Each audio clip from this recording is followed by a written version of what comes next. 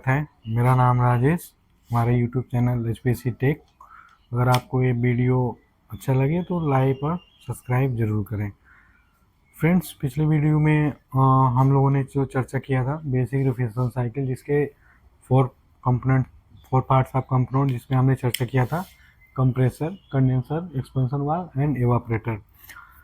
तो हमारा आज का जो चर्चा का विषय है वो है compressor. Compressor basic reference system में क्या काम करता है, वो कितने तरह का होता है और कहाँ कहाँ यूज़ किया जाता है। तो सबसे पहले कंप्रेसर जो है वो दो तरह के होते हैं। पहला डायनामिक टाइप और दूसरा positive displacement type.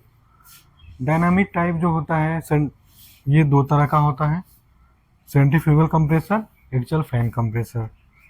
Positive displacement दो तरह के होते हैं। पहला rotary compressor, reciprocating compressor.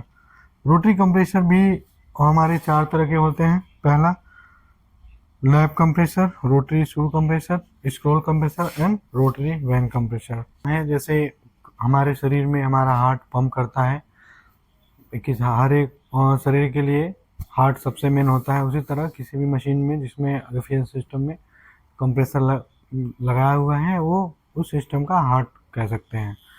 Compressor का काम है high low pressure low temperature को हाई प्रेशर हाई टेम्परेचर में कन्वर्ट करके आगे भेजता है। ये हमने कुछ टाइप के कंप्रेसर बताए हैं जो एचवीएसी सिस्टम में यूज होता है, जिसमें मेन हमारा मैक्सिमम जो यूज होता है रोटरी कंप्रेसर होता है, रेसिप्रोकेटिंग कंप्रेसर होता है, रोटरी स्क्रू कंप्रेसर होता है और सेंट्रीफ्यूगल कंप्रेसर होता है।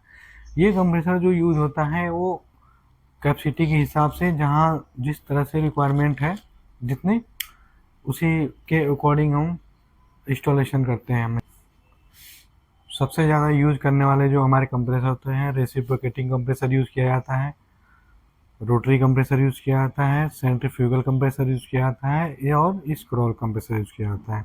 जिसमें से हम रेसिप्रोकेटिंग कंप्रेसर के बारे में थोड़ा डिटेल से डिस्कशन करेंगे। रेसिप्रोकेटिंग कंप्रेसर हमारा ज़्यादातर छोटे यूनिटों में लगाया जाता है,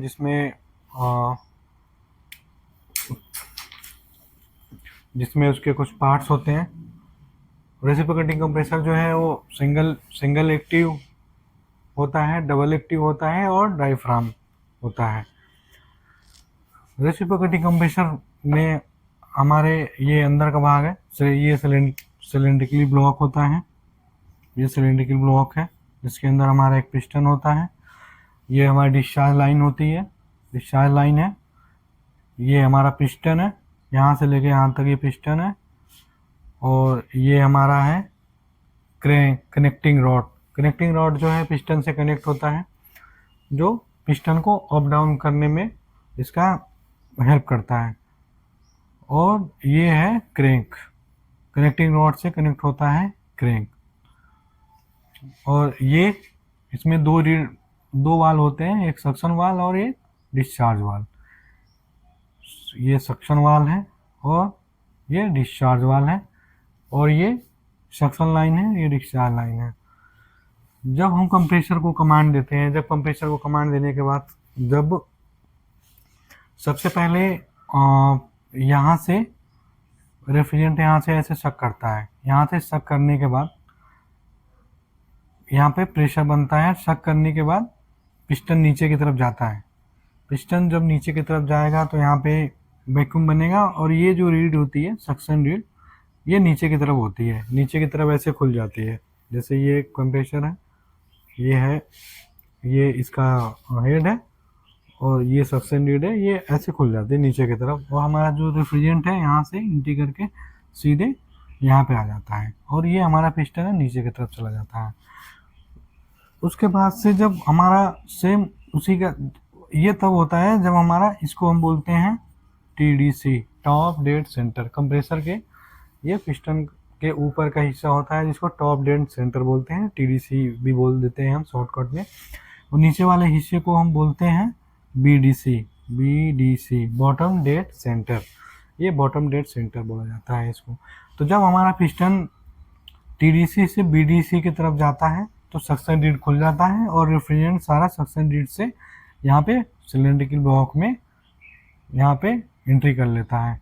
उसके बाद से दोबारा जब हमारा ये पिस्टन बीडीसी से जब टीडीसी पे जाता है तो यहाँ पे क्या होता है, वॉल्यूम कम हो जाता है, और वॉल्यूम कम होता है इसके वजह से सक्शन लीड तो बंद हो जाता है, लेकिन डिस्चार्ज लीड ऐसे ऊपर की तरफ खुल जाता है। ऊपर की तरफ खुलने के बाद हमारी जितनी भी रिफ्रिजरेंट होती है हाई प्रेशर हाई टेम्परेचर में कन्वर्ट होके यहाँ से डिस्चार्ज हो जाती है, डिस्चार्ज लाइन में चली जाती है।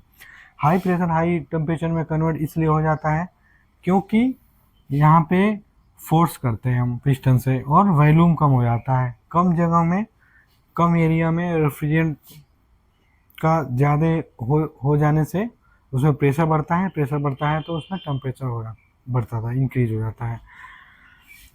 जब हमारा इसको हेड प्लेट बोलते हैं, यहाँ पे पिस्टन जहाँ पे ऊपर जाके यहाँ पे टच होता है वहाँ पे इसका हेड प्लेट होता है। इसमें और भी पार्ट्स होते हैं जैसे रिंगर, गाइडर, सपोर्टर, ये सब इसमें लगे होते हैं स्प्रिंग। और अगर हम इंटरनल जाएंगे तो ये मैंने रेसिप्रोकेटिंग का बेसिक बताया कि हमारा कैसे काम करता है।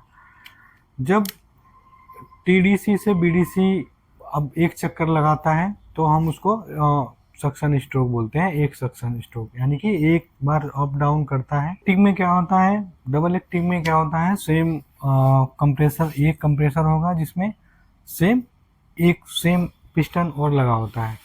तो उसमें क्या होता है, एक दूसरे के उल्टा काम करता है। एक पिस्टन नीचे की तरफ जाता है, एक पिस्टन ऊपर की तरफ जाता है। एक सक्शन करेगा, एक डिस्चार्ज करेगा, तो एक चक्कर में 2 बार सक्शन और 2 बार डिस्चार्ज होता है, वो उसको डबल एक्टिंग हम बोल सकते हैं। तो अगर आपको ये वीडियो अच्छी लगी हो तो इसको सब्सक्राइब ज़रूर करें।